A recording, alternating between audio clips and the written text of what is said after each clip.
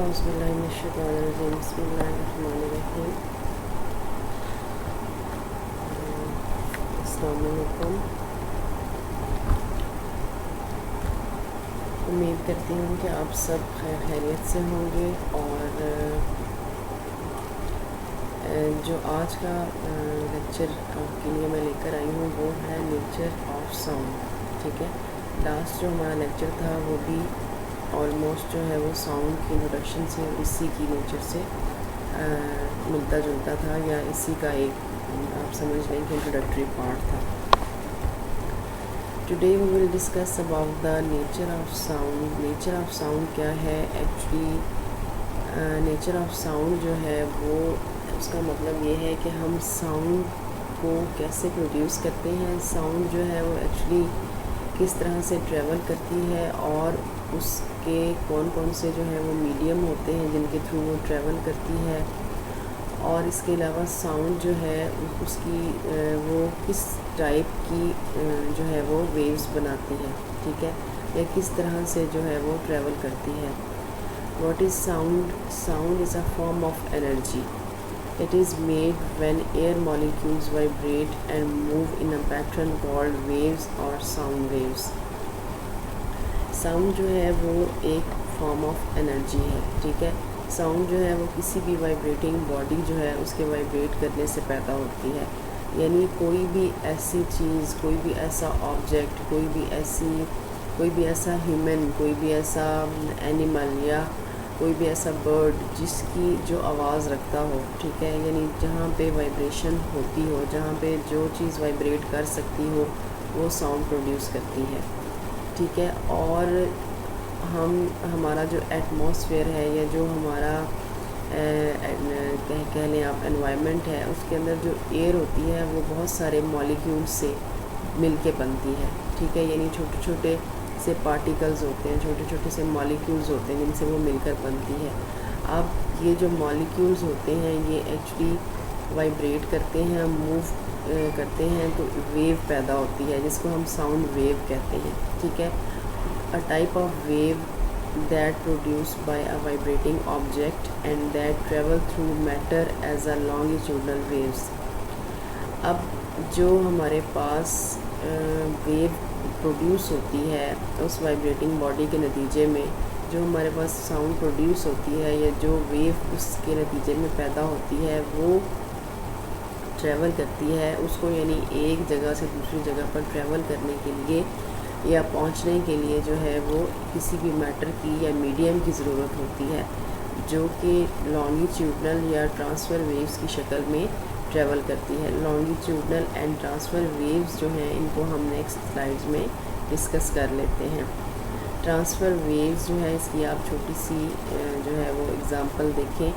और longitudinal waves and transfer waves जो हैं ये दो तरह के की टाइप्स हैं जिस तरह जिनमें साउंड जो है वो जिनके थ्रू या जिस तरीके से ट्रैवल कर सकती है। अब ये जो लॉन्गिट्यूडनल वेव्स आपको नज़र आ रही हैं, लॉन्गिट्यूडनल वेव्स जो हैं इसका मतलब ये है कि साउंड जो है वो एक्चुअली साउंड जो है वो होती मैकेनिकल है, ठीक है। मैकेनिकल का मतलब ये है कि साउंड जो है उसको ट्रैवल करने के लिए किसी न किसी मीडियम की या किसी न किसी मैटर की ज़रूरत होती है जिसके थ्रू वो ट्रैवल कर सके। जब साउंड वेव्स हम फॉर एग्ज़ाम्पल हम कहते हैं कि हमारे पास जो है वो साउंड प्रोड्यूस हुई है, ठीक है, यानी हम कोई भी ऑब्जेक्ट जो है या कोई भी लाइक ट्यूनिंग फोक आप ले लें जिसके दोनों साइडों पे वाइब्रेटिंग के पार्ट लगे हुए होते हैं, या कोई भी रेटल अगर आप ले लें जिसको आप मूव करें और साउंड जो है वो प्रोड्यूस हो, तो साउंड जब प्रोड्यूस होगी तो वो इस तरह से करके लॉन्गिट्यूडनल वेव्स के थ्रू ट्रैवल करेगी। और यहाँ पे जो है साउंड जो है उनके दरमियान में जो पहले से, यानी यहाँ पे जो एक उस मीडियम के अंदर जो पहले गैप मौजूद था, ठीक है, लेकिन अब जब इसके अंदर से आवाज़ गुजरना शुरू होगी, यानी साउंड जब ट्रैवल करना शुरू होगी तो ये आपस में गैप ख़त्म होना शुरू हो जाएगा, ये जुड़ना शुरू हो जाएगा। जब ये आपस में गैप ख़त्म होता है और वो एक से दूसरी जगह पे, दूसरी से तीसरी जगह पे, तीसरी से चौथी जगह पे ट्रैवल करता चला जाता है, तो हम कहते हैं कि ये साउंड वेव्स जो हैं ये ट्रैवल कर रही हैं, या साउंड जो है वो फैल रही है, प्रोपोगेट हो रही है। ठीक है, साउंड हमेशा प्रोपोगेट होती है, वो फैलती है। ठीक है, अब उसकी फैलने की जो शक्ल है वो मुख्तलिफ हो सकती है। ठीक है, अगर वो इस तरह से करके साउंड ट्रैवल करेगी तो हम कहेंगे ये साउंड जो है ये लॉन्गिट्यूडनल है। ठीक है, यानी ये वाला पोर्शन जो है जहाँ पे ये जुड़ गई है, ठीक है, जहाँ पे ये इसका गैप ख़त्म हो गया है, इसको हम कहते हैं कंप्रेशन। ठीक है, यानी बॉडी जो है वो कंप्रेस हो गई है, वो जुड़ गई है आपस में, और जहाँ पे वो जुड़ती चली जाएगी, आगे आगे मूव करती चली जाएगी, और जो इसके स्पेस बीच में जो है जब वो जुड़ के आगे चली जाएगी और पीछे से स्पेस जो है वो ख़त्म होती चली जाएगी, तो उसको हम कहेंगे कि रेयर फ्रैक्शन है। ठीक है, यानी दोबारा से जो है वो रेयर फ्रैक्शन हो गई है, यानी गैप जो है वो उसने ले लिया है, स्पेस जो है वो प्रोड्यूस हो गई है। देखें आप, ये कंप्रेशन है जहाँ पे वो जुड़ रही है या कंप्रेस हो रही है, और जहाँ पे गैप पैदा हो रहा है, जहाँ पे गैप है, उसको हम कहते हैं ये रेयर फ्रैक्शन है। साउंड जो है वो इसी तरह से कंप्रेशन और रेफ्रैक्शन, कंप्रेशन रेफ्रैक्शन के थ्रू ट्रैवल करती चली जाती है जब तक कि वो साउंड बाकी रहे, जितनी दूर तक वो ट्रैवल करने की एबिलिटी रखती हो। ठीक है, इसको हम कहते हैं लॉन्गिट्यूडनल वेव है। ठीक है, यानी इसके अंदर ये एनर्जी जो है ये मुंतकिल होती चली जाएगी, और इसके अंदर रेफ्रैक्शन भी होगी और कंप्रेशन भी होगी। ये एनर्जी जब ट्रांसफ़र होती चली जाती है तो हम कहते हैं, इस तरह से हमें पता चलता है कि पार्टिकल ऑफ मीडियम जो है वो वेव के साथ साथ मूव कर रहे हैं, यानी ये पार्टिकल ऑफ मीडियम है। मीडियम जो है वो कुछ भी हो सकता है, एयर भी हो सकती है, लिक्विड भी हो सकता है, गैसेस भी हो सकती हैं। ठीक है, किसी भी चीज़ जो मीडियम है उसके थ्रू साउंड ट्रैवल कर रही है, और वो जो पार्टिकल हैं वो उस साउंड के साथ साथ मूव कर रहे हैं, यानी वो ऊपर नीचे कहीं इधर उधर नहीं फैल रहे, उसके साथ साथ मूव कर रहे हैं। तो हम कहते हैं कि ये साउंड जो है ये लॉन्गिट्यूडनल है। और साउंड जो है इट मे बी ट्रांसवर्स जो है उसको हम कहते हैं कि फॉर एग्ज़ाम्पल हमारे हाथ में एक स्ट्रिंग है जिसके अंदर डिफरेंट तरह के हमने मोती पिरोए हुए हैं। ठीक है, या हमारे पास एक रस्सी है, हम उस रस्सी का एक सिरा पकड़ते हैं और उसको हम तेज़ी से झटक देते हैं। जब हम उसको झटक देते हैं तो उसकी शक्ल जो है वो इस तरह जिग जैग शेप की बन जाती है। ठीक है, और हम कहते हैं कि साउंड जो है वो ट्रांसफ़र है, ट्रांसवर्स वेव्स हैं। ठीक है, यानी जो ऊपर नीचे जो है वो इस शक्ल में मूव करती है, तो हम कहते हैं कि ये ट्रांसफ़र वेव्स हैं। लॉन्गिट्यूडनल वेव्स में जो मीडियम है, पार्टिकल ऑफ मीडियम है, वो वेव के जो है वो पैरेलल साथ साथ चलेंगे। ठीक है, यानी बिल्कुल उसके साथ साथ चल रहे हैं, लेकिन ट्रांसफ़र वेव्स जो है इसके अंदर पैरेलल नहीं चल रहे। ठीक है, इसके अंदर जो है वो इसकी शेप इस तरह से करके डेवलप हो रही है, तो हम कहते हैं कि ये जो है ये परपेंडिकुलर है। ठीक है, यानी परपेंडिकुलर है, यानी एक जगह से, ये देखें आप, फॉर एग्ज़ाम्पल हम कहते हैं कि हमारे हाथ में एक रस्सी है, उसको हमने झटक दिया है और वो परपेंडिकुलर यानी अब जो है वो इस तरह से करके फैल गई है। ठीक है, इधर से जा रही है, इधर से जा रही है, इधर से जा रही है, और हम कहते हैं कि ये ट्रांसफ़र वेव्स हैं। फॉर एग्ज़ाम्पल हम पानी की एग्ज़ाम्पल देते हैं, जब पानी की लहरें इस तरह से करके आती हैं फिर वो जाती हैं, यानी किसी ऊंची एक जगह पे जाके हमें नज़र आता है कि वो एक जगह पे बहुत ऊंचाई है, और फिर वहाँ से लहर नीचे आती है, फिर आगे वो फैलती चली जाती है। ठीक है, longitudinal waves and transfer waves के बीच में अगर आपने डिफरेंस मालूम करना है तो वो आप इस डायग्राम से जो है वो देख सकते हैं। वेव लेंथ का मतलब है कि वेव जो है उसकी लेंथ कितनी है, यानी कितनी दूर तक, कहाँ से वो स्टार्ट हुई है और कहाँ पे उसका एंड हुआ है। ठीक है, बहुत सिंपल चीज़ है ये। कंप्रेशन जो है वो ये आप देख सकते हैं, जहाँ पे पार्टिकल्स जो हैं वो बहुत आपस में कंप्रेस हो रहे हैं, तो हम कहते हैं ये कंप्रेशन है। और जहाँ पर उनके बीच में गैप पैदा हो रहा है, यानी ऑलरेडी वो स्टिल पोजीशन में होते हैं, लेकिन जब कोई बॉडी वाइब्रेट करती है, इसको आगे हिट करती है, तो ये वाइब्रेट करती है, तो हम कहते हैं कि ये जुड़ जाती है तो कंप्रेस हो जाती है। लेकिन जब इसके अंदर से अंदर गैप पैदा होता है तो हम कहते हैं ये रेरफ्रैक्शन है। कंप्रेशन, रेयरफ्रैक्शन, इसी तरह से ये मूव करती है। Longitudinal waves are those waves in which the particles of the medium move parallel to the propagation of the wave. For example, sound waves are transfer waves। ठीक है, यानी जो साउंड है वो डेफिनेटली ट्रैवल कर रही है, ठीक है, और हम कहते हैं कि पैरेलल है, यानी इसके बिल्कुल जो है वो पैरेलल चल रही है, वेव साथ साथ चल रही है, मीडियम भी साथ में मूव कर रहा है और एयर जो है वो या साउंड जो है वो उसके पैरेलल है। लेकिन वेव इसमें आप देखें ये इसकी वेव लेंथ है, ठीक है, ये ट्रांसफ़र वेव्स हैं। Transfer waves are those wave in which the particles of the medium move perpendicular to the direction of the propagation of the wave. ठीक है, यानी ये परपेंडिकुलर मूव कर रही है, ठीक है, यानी उसकी जो वो उसके अंदर जो है वो क्रस्ट भी बन रहे हैं और ट्रफ भी बन रहे हैं, ठीक है, ये परपेंडिकुलर मूव कर रही है, इसको हम कहते हैं कि ये ट्रांसफ़र वेव्स हैं। और वेव्स जो हैं वो दोनों तरह से ट्रैवल कर सकती हैं, लॉन्गिट्यूडनल भी हो सकती हैं और ट्रांसफ़र भी हो सकती हैं। For human being sound is one of the most important way to communicate by expressing himself through speech, obtaining information through listening, obtaining stimulation through music। अब हमारा जो मेन कंसर्न है that is about the human being कि वो किस तरह से sound जो है उसको परसीव करते हैं। अब ह्यूमन जो है वो उसका जो ईयर है वो डेफिनेटली वर्किंग पोजीशन में है, यानी उसको किसी किस्म का कोई प्रॉब्लम नहीं है। एक्सप्रेसिंग हिमसेल्फ थ्रू स्पीच, इंसान जो है वो कम्युनिकेशन का वेज यूज़ करते हैं, ठीक है, वो वर्बल कम्युनिकेशन करते हैं, स्पीच यूज़ करते हैं, तो आवाज़ें जो हैं वो फैलती हैं, ठीक है, प्रोपोगेट होती हैं। ऑब्टेनिंग इन्फॉर्मेशन थ्रू लिसनिंग, और वो जब सुनते हैं तो वो इन्फॉर्मेशन गैदर करते हैं, और इसके अलावा वो म्यूज़िक से स्टिमुलेशन लेते हैं, यानी म्यूज़िक वगैरह जो है वो आवाज़ें जो हैं वो उनके कानों में पड़ती हैं, उनको स्टिमुलेशन जो है उसका एक ज़रिया बनता है।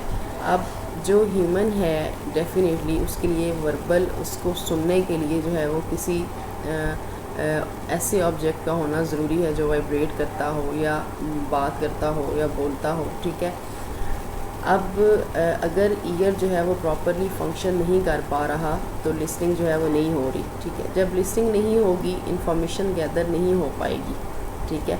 इसी तरह से वो म्यूज़िक से या किसी भी किस्म के और ऑब्जेक्ट के थ्रू जो है वो स्टिमुलेशन नहीं ले पाता, क्योंकि जो ऑर्गन है या जो एक मेन सोर्स है ईयर जो है वो प्रॉपरली काम नहीं कर रहा, तो इन्फॉर्मेशन जो है वो नहीं मिल रही और ना ही फिर कम्युनिकेशन वर्बल कम्युनिकेशन जो है वो डेवलप होती है।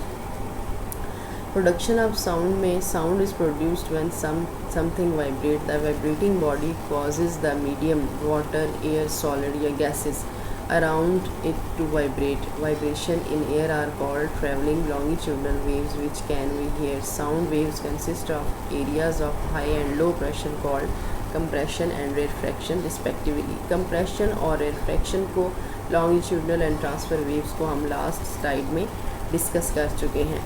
और ये वाटर, एयर, सॉलिड, गैसेस जो हैं ये मीडियम हैं जिनके थ्रू साउंड जो है वो ट्रैवल करती है। साउंड जो है वो वैक्यूम में ट्रैवल नहीं कर पाती, उसको ट्रैवल करने के लिए कोई मीडियम चाहिए होता है, ठीक है, जो कि मीडियम जो होता है वो उसके थ्रू वो ट्रैवल करती है। ट्रैवलिंग वेव की शक्ल इस तरह से होती है, जब वेव जो है वो ट्रैवल कर रही होती है उसकी शक्ल ऐसे होती है, ठीक है, ठीक है, यानी रेफ्रैक्शन, कंप्रेशन उसमें होता है और ये वेव लेंथ है, ये इसका एम्पलीट्यूड है। एम्पलीट्यूड को, प्रेशर को और लाउडनेस को, पिच को, इसको हम जो करैक्टरिस्टिक्स को डिस्कस करेंगे, यानी जब हम साउंड की खुसूसियात के बारे में पढ़ेंगे तो हम डिस्कस करेंगे।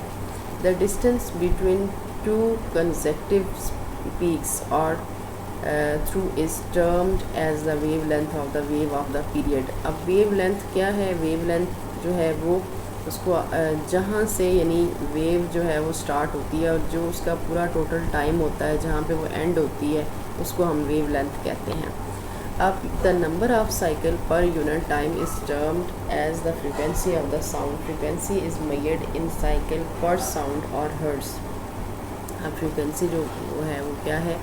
हम कहते हैं जो साउंड जो है वो 1 सेकंड में जब अपना एक जो है वो साइकिल कंप्लीट करती है तो उसको हम हर्ट्स में यानी फ्रीक्वेंसी में मेजर करते हैं। ठीक है, frequency is measured in cycle per sound पर सेकंड और हर्ट्स। फ्रीक्वेंसी की डेफिनेशन को हम फर्दर लेक्चर में डिटेल से पढ़ेंगे, लेकिन आप इतना याद रखिए कि the number of cycle per unit time is term, जब एक साउंड जो है वो जब अपना एक यूनिट कंप्लीट करती है, पर साइकिल कंप्लीट करती है, तो हम उसको कहते हैं कि ये फ्रीक्वेंसी है। यानी पर सेकंड पर यूनिट जो वो एक पर सेकंड पर यूनिट अपना कंप्लीट करती है, तो हम कहते हैं कि ये फ्रीक्वेंसी है। फ्रीक्वेंसी जो है उसको हम हर्ट्स में मेजर करते हैं। The faster an object vibrate, for example the higher the frequency then the higher the pitch of the sound. अब फ्रीक्वेंसी एंड पिच जो है वो एक ही चीज़ के दो नाम हैं। आप ये देखें कि जब फ्रीक्वेंसी, जितनी फ्रीक्वेंसी ज़्यादा होगी उतनी पिच ज़्यादा होगी, फ्रीक्वेंसी लो होगी पिच लो होगी। ठीक है, the difference between man's voice and women must be clearly evident to you. अब women and female and male voices जो हैं उनके एंड पे ये चीज़ें जो हैं इसको हम क्लियर करेंगे। मोस्टली ऐसा होता है, बल्कि ऐसा ही होता है कि जो फ़ीमेल वॉइसेस हैं, फीमेल की जो फ्रीक्वेंसी है वो हाई होती है, यानी उनकी हाई पिच्ड साउंड्स होती हैं, और जो मेल हैं उनकी फ्रीक्वेंसीज जो होती हैं वो लो होती हैं और लो पिच्ड उनकी वॉइसेस होती हैं। The voice of man has a lower frequency which contributes to the deepness of the bass in the voice. Women in contrast have a voice with higher frequency resulting in a higher shrillness or pitch। अब जो mail voices होती हैं उसकी low frequency लो pitched होने की एक बड़ी वजह ये होती है कि जब जो मेल मेंबर होते हैं ड्यूरिंग प्यूबर्टी, ड्यूरिंग जो है वो उनकी जो वोकल फोर्ड्स हैं उनकी शेप जो है वो थिकर हो जाती है। ठीक है, जिसकी वजह से उनकी आवाज़ें जो हैं वो भारी होती हैं, और वीमेन जो हैं, फीमेल जो हैं, उनकी आवाज़ें जो हैं उनमें श्रिलनेस होती है, यानी वो बहुत बारीक और बहुत शार्प होती हैं, जिसकी वजह से हम कहते हैं कि जो मेल वॉइसेस हैं वो भारी और कम फ्रीक्वेंसी की और कम पिच की होती हैं, और जो फीमेल वॉइसेस हैं वो बहुत श्रिल और लो फ्रीक्वेंसी की और हाई फ्रीक्वेंसी और हाई पिच्ड की होती हैं। अब हाई फ्रीक्वेंसी जो है उसकी एग्ज़ाम्पल आप इस डायग्राम में देखें। This is high frequency. ठीक है, यानी साउंड वेव जो है वो बहुत करीब करीब और बहुत तेज़ी से जो है वो फ्रीक्वेंटली आ रही है। ठीक है, अब लो फ्रीक्वेंसी क्या है, इस साउंड की जो वेव है वो स्लोली जो है वो ट्रैवल कर, यानी उसके जो वेव्स हैं वो लो हैं या वो कम जो है वो पिच्ड की है। Propagation of sound is the transmission of acoustic energy through a medium via a sound wave. Sound is a sequence of wave of pressure which propagate through compressible media such as air or water or solid. अब sound जो है वो propagate करती है, sound जो है वो हर सूरत में प्रोपोगेट करती है। ठीक है, उसके पास एक मीडियम मौजूद हो उसको वो ज़रूर प्रोपोगेट करती है, यानी वो फैलती है। जब एक बॉडी जो है वो वाइब्रेट करती है उसके नतीजे में साउंड पैदा होती है, तो साउंड जो है वो ट्रांसमिट होती है, प्रोपोगेट करती है, यानी एक एनर्जी की शेप में है। यानी साउंड जो है वो एक्चुअली इस नाम ही उस चीज़ का है कि जो है वो डिस्टर्बेंस क्रिएट करती है किसी भी मीडियम के अंदर। यानी एक चीज़ स्टिल है, लेकिन जब उसको साउंड का प्रेशर आप देंगे उसके अंदर ज़रूर जो है वो डिस्टर्बेंस क्रिएट होगी। यानी आपने जब आवाज़ दी है किसी भी चीज़ को, इवन कि अगर आप अपने मुंह के सामने पतला सा कोई रुमाल या कोई लाइक फैब्रिक रख के उसके ऊपर भी अगर आप थ्रो करेंगे या कुछ बोलेंगे तो वो भी डेफिनेटली उसके अंदर भी वाइब्रेशन पैदा होगी। इसी तरह से हम जब किसी भी रैटल को या किसी भी जो है वो चीज़ को जो है वो मूव करते हैं और तो उसके नतीजे में ज़रूर जो है वो साउंड पैदा होती है और साउंड जो है वो फैलती है। यानी ये डिपेंड करता है कि साउंड जो है वो उसकी कितनी एनर्जी है, यानी कितनी वो लाउड है, कितनी दूर तक जो है वो जा सकती है। ठीक है, ये डिपेंड करता है। During their propagation waves can be refracted or attenuated by the medium. In air, sound is transmitted by pressure variations from its source to the surrounding. यानी वो साउंड जो है, मैंने लास्ट लेक्चर में, साउंड के lecture में आपको reflection और एब्जॉर्प्शन ऑफ साउंड के बारे में बताया था। यानी कुछ ऐसे ऑब्जेक्ट्स होते हैं, कुछ ऐसी सरफेसेस होती हैं जिनके ऊपर जाके वो साउंड हिट करती है और वो सरफेसेस जो हैं वो साउंड को रिफ्लेक्ट कर देती हैं, यानी वो वापस भेज देती हैं, यानी उसको फैला देती हैं या उसकी लाउडनेस को इंक्रीज़ कर देती हैं या उसको डिक्रीज़ कर देती हैं। ठीक है, यानी एब्जॉर्प्शन ऑफ साउंड भी कुछ जगहों पे होती है। जैसे अगर आप कुशन में कारपेट या कर्टन या ब्लैंकेट वगैरह के में बात अगर आप करते हैं तो वो एब्जॉर्प्शन होती है, यानी जो कुछ ऐसी सरफेसेस होती हैं जहाँ पे साउंड हिट करती है तो वो साउंड को रिफ्लेक्ट नहीं करती हैं, यानी वो एब्जॉर्ब कर लेती हैं, तो आवाज़ जो है वो कम सुनाई देती है। लेकिन जहाँ पे रिफ्लेक्शन होती है जैसे मेटल वगैरह है तो वहाँ वो ऐसी सरफेस है जो कि साउंड को रिफ्लेक्ट करती है, यानी साउंड जो है वो उसकी इंटेंसिटी जो है वो कायम रहती है या ज़्यादा हो जाती है। लेकिन कुछ ऐसी चीज़ें हैं, कुछ ऐसी सरफेसेस होती हैं जो कि साउंड की जो रियल उसकी जो कैपेसिटी होती है, जो रियल उसकी इंटेंसिटी होती है उसको डिक्रीज़ कर देती हैं, यानी उसको कम कर देती हैं। अब साउंड का जो है वो प्रेशर जो है उसके ऊपर डिपेंड करता है कि साउंड कितनी दूर तक ट्रैवल करेगी। ठीक है, यानी उसके प्रेशर पे भी डिपेंड करता है और जो है वो उसकी लाउडनेस, उसकी क्वालिटी जो है उसके ऊपर भी ये चीज़ डिपेंड करती है। The sound level decreases as it's further and further away from its source.